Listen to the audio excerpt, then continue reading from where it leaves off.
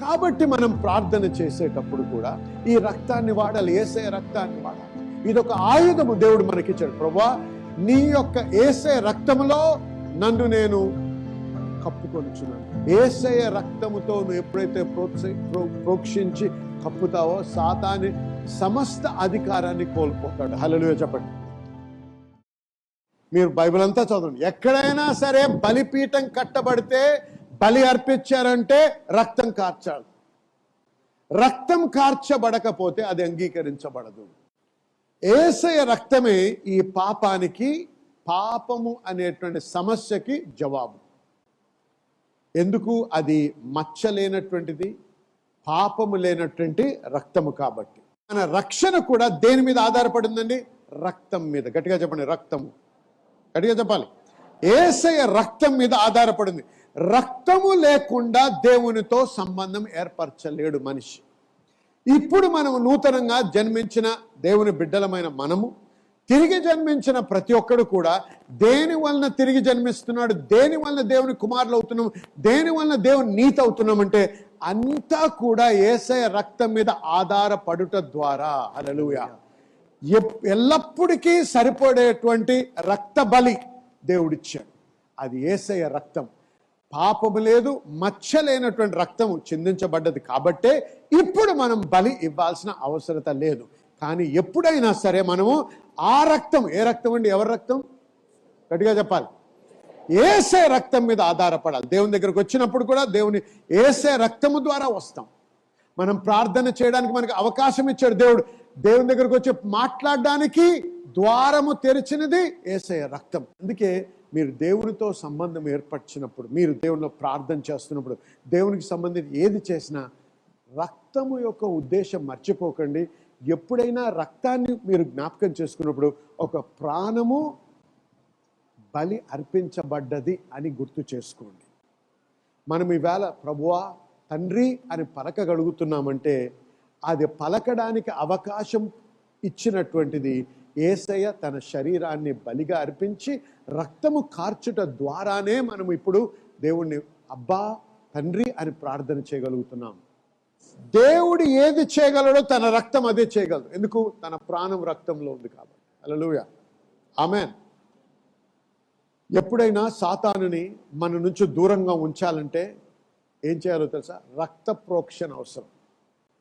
అందుకే ఐగుప్తులోంచి వారు విడిపించబడిన రాత్రి మరణదూత వచ్చినప్పుడు దేవుని బిడ్డల గృహాల్లో అది దర్శించలేకపోయింది, ముట్టలేకపోయింది. ఎందుకో తెలుసా? రక్తము ప్రోక్షించబడ్డది. అందుకే ఆ రక్తము ఎప్పుడు ఏ గృహానికైతే ప్రోక్షించబడ్డదో అక్కడ అడుగు పెట్టినప్పుడల్లా ఒక స్వరం వినపడ్డది. ఎవరు వినపడ్డది తెలుసా? పాస్ ఓవర్ అంటే దాటుము, ఇక్కడ ముట్టడానికి వీల్లేదు, నీకు హక్కు లేదు, ఈ గృహంలో నీకు హక్కు లేదు. ఎక్కడ రక్తము లేదో అక్కడ వెళ్ళి ప్రథమ కుమారుణ్ణి, మొదటి కుమారుణ్ణి సంహరించింది. ఆమెను చెప్పండి. రక్తములో ఎంత బలం ఉందో చూడండి. యేసయ్య రక్తంలో ఇంకా బలం ఉంది. హల్లెలూయా. అంత బలమైన రక్తం ఇంకోటి లేదు. ఎప్పుడైతే ఆ యొక్క గొర్రెల రక్తము ప్రోక్షించబడ్డదో అప్పుడు ఆ మరణదూత వారిని అంటలేకపోయింది. అలాగే కార్మేల్ పర్వతం మీద సాతాను ఏమీ చేయలేకపోయింది. ఎందుకో తెలుసా? కార్మేల్ పర్వతం మీద రక్తము చిందించబడ్డది. హల్లెలూయా. ఎప్పుడైతే రక్తము చిందించబడ్డదో, రక్తము చిందించబడిన దగ్గర ఒక స్వరం వినపడతా ఉంటుంది, పాస్ ఓవర్, దాటుము, నన్ను ముట్టడానికి నీకు ఆస్కారము కానీ అధికారము కానీ లేదు. ప్రతి ఉదయాన్న మీరు లేచినప్పుడు మీరు ఒక ప్రార్థన చేయాలి. ప్రార్థన చేసి, Lord I cover myself with the blood of Jesus అని ప్రార్థించాలి. చెప్పండి, Lord I cover myself with the blood of Jesus. మళ్ళీ, Lord I cover myself with the blood of Jesus. Lord I cover myself with the blood of Jesus. నువ్వు ఎప్పుడైతే యేసయ్య రక్తముతో నిన్ను కప్పుకుంటావో అప్పుడు ఏమవుతావో తెలుసా? దేవుని సొత్తు అవుతావు. దేవుని సొత్తు అయినప్పుడు దాన్ని ఏమంటారో తెలుసా? No trespass zone. అంటే ఆ స్థలంలో ఇతరులు అడుగు పెట్టడానికి అవకాశం లేదు, అడుగు పెట్టకూడదు. ఎప్పుడైతే నిన్ను నువ్వు యేసయ్య రక్తంతో ప్రోక్షించుకుంటావో అప్పుడు సాతానికి ఏ రకమైన అధికారం నీ జీవితం మీద ఉండకూడదు, ఉండదు కూడా. వస్తే ఎవరితో యుద్ధం చేయాలి సాతాను? Court of law. ఏ లా? దేవుని లాతో. కంచె అంటే ఏంటి? Covering, hedge. సాతాను దాంట్లో ప్రవేశించలేదు, ఏ రకమైన హాని కూడా కలిగించలేదు. నువ్వు వేసావు. అది ఎలాగే వేసాడు దేవుడు? ఆయన అర్పించే బలుల ద్వారా రక్తము మీలో ఆ యొక్క పరిధి ఏర్పాటు చేయబడింది. అందుకే సాతాను ఏ రకంగా కూడా యోబుని శోధించలేకపోయాడు, హాని చేయలేకపోయాడు.